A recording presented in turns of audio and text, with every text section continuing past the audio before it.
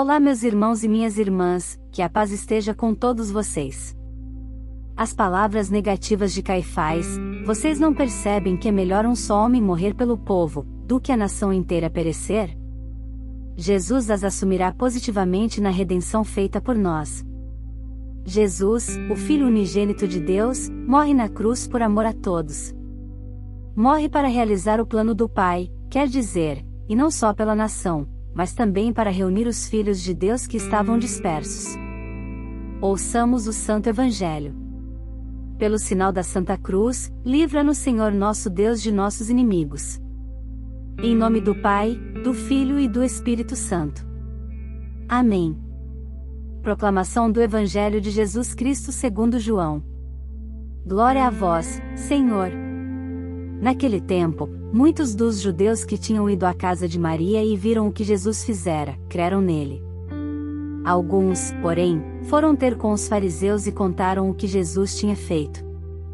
Então os sumos sacerdotes e os fariseus reuniram um conselho e disseram: que faremos? Este homem realiza muitos sinais. Se deixamos que ele continue assim, todos vão acreditar nele, e virão os romanos e destruirão o nosso lugar santo e a nossa nação.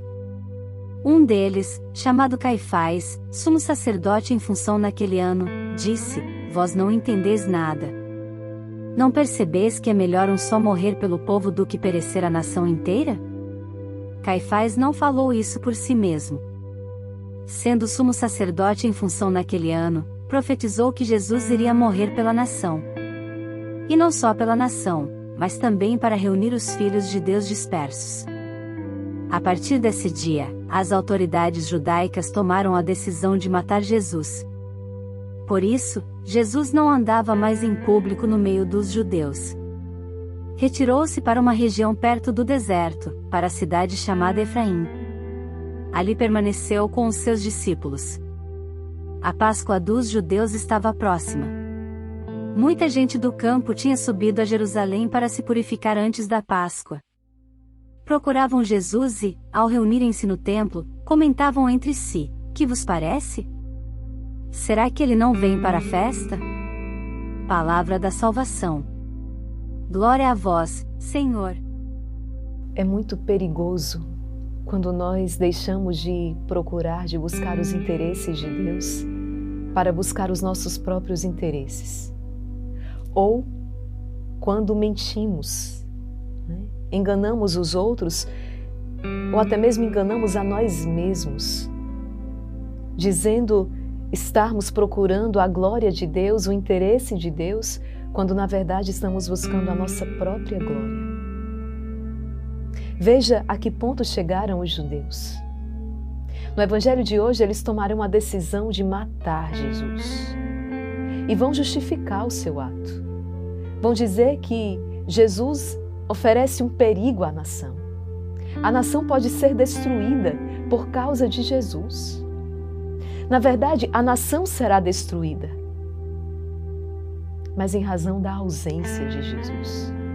Você lembra quando Jesus olhou para Jerusalém e chorou?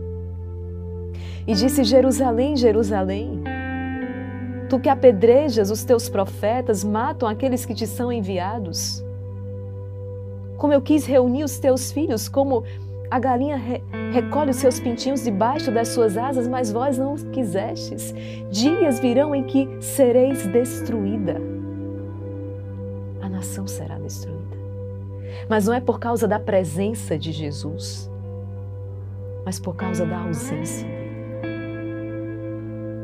Quantas vezes ao longo desses dias nós escutamos dizendo assim: Jesus se retirava. Como hoje, Jesus se retira para um lugar deserto. Muitas vezes Jesus também se retira de dentro das nossas casas, de dentro das nossas comunidades. Exatamente quando nós resistimos a Ele, a Sua palavra, e justificando os nossos atos tantas vezes. Vejam que os judeus, eles mentem. São João Crisóstomo vai dizer o seguinte: é mentira, é ficção tudo o que dizem os judeus. Como? Como Jesus destruiria? Como Jesus seria o responsável pela destruição da nação? Que razões havia para que suspeitassem disso? Por acaso o viam cercado de homens armados e seguido por uma cavalaria? Não frequentava em vez disso os desertos? Mas para que não pensassem que diziam isso movidos por seus próprios interesses, dizem os judeus, destruirão nossa cidade.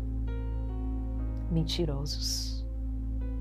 Os judeus, na verdade, estão com medo, os chefes dos judeus estão com medo de perder o seu poder temporal. Eles só pensam nisso, no poder temporal deles. É o poder. Mais uma vez está aqui o poder que corrompe. É algo diabólico. É diabólico. Temiam perder as coisas temporais e sequer pensavam na vida eterna. Lembra quando Jesus falou, dai a César o que é de César, dai a Deus o que é de Deus?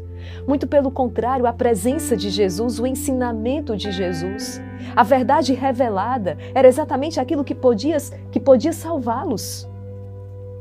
Mas eles decidem matar Jesus. E por isso eles perecerão.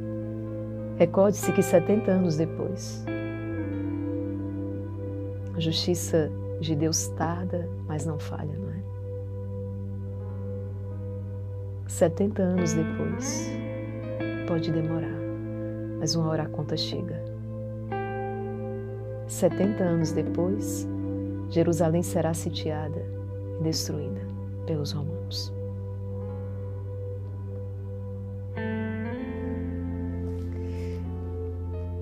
Meus irmãos, estamos diante de uma palavra que nos leva a um profundo exame de consciência.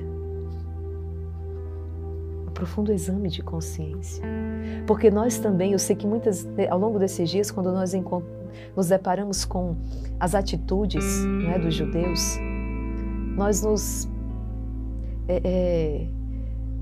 nós como que nos surpreendemos, nos escandalizamos, como é possível, como eles fazem algo, como eles fazem isso. Quando adentrarmos ali na paixão do Senhor e seguirmos o Senhor na sua via sacra e virmos aqueles algozes, aqueles homens flagelando Jesus, nós ficamos indignados. Como eles podem fazer isso ao nosso Deus? Mas acontece que nós não podemos nos colocar à parte dessa história. Ele morreu por causa dos meus pecados. Entende que quantas pessoas, inclusive nessa Sexta-feira Santa, estarão matando Jesus, crucificando Jesus? Na verdade, todos os dias, quando nós comunhamos de maneira sacrílega, quando nós abusamos da misericórdia de Deus, quando não recorremos ao sacramento da confissão com verdade, quando omitimos as nossas falhas ou quando camuflamos as nossas falhas, quando dizemos estarmos buscando a glória de Deus, mas na verdade sabemos que não. Então nós somos também esses homens que condenam o Senhor aqui no nosso coração. Quando nós manipulamos a verdade para que a verdade nos sirva, quando manipulamos a verdade para podermos continuar na nossa vida de pecado, quando precisamos manipular a verdade para dizer isso não é pecado, isso é algo antiquado, isso é algo antigo, nós estamos crucificando Jesus, nós estamos mentindo, nós estamos fazendo esse o mesmo caminho dos judeus. Não reconheceram a verdade e pereceram, porque o pecado é uma ferida em todo o corpo místico, não é? Todo o corpo místico de Cristo. Mas é também verdade que eu me prejudico. É você que se prejudica. Foram esses homens que se prejudicaram. Aquela história, né? Você jogar uma pedra para cima, achando que vai cair na cabeça de outra pessoa, quando na verdade cai na sua própria. É você tomar um veneno esperando que o outro pereça, mas na verdade somos nós que perecemos, porque o pecado é uma desgraça. Por mais que a autoridade A, B, C ou D venha dizer que não é, isso não muda a palavra de Deus. É uma desgraça, continuará sendo uma desgraça, será sempre uma desgraça. Concordemos ou não, reconheçamos ou não. E ainda sobre este evangelho, Caifás, o sumo sacerdote naquele ano, vai dizer, não é? É melhor um só morrer pelo povo do que perecer a nação inteira. E João vai dizer, Caifás não falou isso por si mesmo, não. Sendo o sumo sacerdote, em função naquele ano, professou que Jesus iria morrer pela nação, e não só pela nação de João, o evangelista, mas também para reunir os filhos de Deus dispersos. Há um propósito em tudo aquilo. Você sabe que ninguém vai tirar a vida de Jesus. É Ele que a entregará. Ele diz, ninguém tira a minha vida, não. Sou eu que a entrego. Sou eu que a entrego. Então por que Jesus caminha para a morte?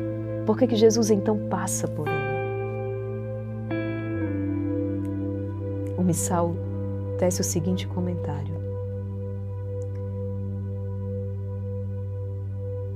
A morte, portanto, foi executada pelos homens, mas guiada por Deus. Havia um plano de salvação. Aqueles homens que pensavam ali iriam extinguir, não é? Iriam riscar o nome e a presença de Jesus da história, na verdade ela se tornou ainda mais forte na vida daqueles que creram, na vida daqueles que acreditaram. Porque tem aqueles que mesmo nem diante da ressurreição não creram, como hoje. Mas aqueles que acreditaram, né, esses tornaram-se então filhos de Deus.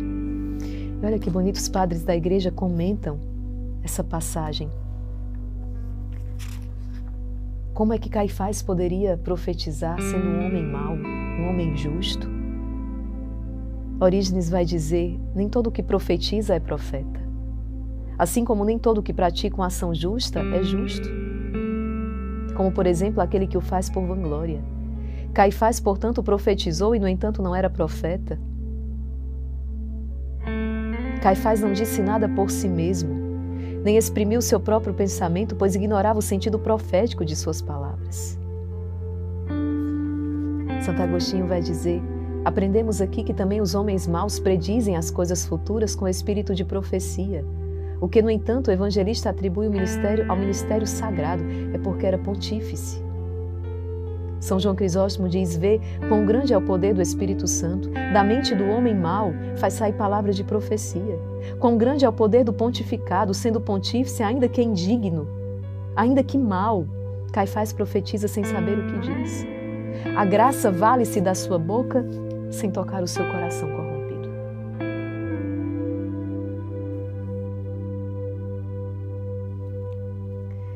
São Gregório vai dizer, seus perseguidores, os perseguidores de Jesus, fizeram tudo o que haviam arquitetado maliciosamente. Levaram a cabo a sua morte para arrancar dele a devoção dos fiéis. Mas como eu falava há pouco, mas a fé cresceu dali mesmo. Donde a crueldade dos infiéis pensou destruí-la, a fé cresceu dali. Com efeito, o Senhor fez servir aos propósitos da sua misericórdia o que a crueldade humana executou contra ele. Nós observamos isso hoje na nossa vida. O que está sendo feito com as nossas crianças é terrível, é cruel demais e você sabe do que eu estou falando. E nós olhamos para um lado e para o outro e humanamente nós não vemos saída. A impureza que nos assola, aquilo que está sendo feito com os nossos jovens é terrível. E humanamente, eu repito, nós olhamos e não vemos saída humana para isso. Mas podemos então nos consolar, nos amparar nesta palavra. O Senhor fez servir aos propósitos da sua misericórdia o que a crueldade humana executou contra ele. Aquilo que a crueldade humana executa contra as nossas crianças, contra os nossos jovens. Porque é um plano diabólico. Em nome do Senhor Jesus, servirá aos propósitos da misericórdia divina. Amém? Nós cremos nisso aqui.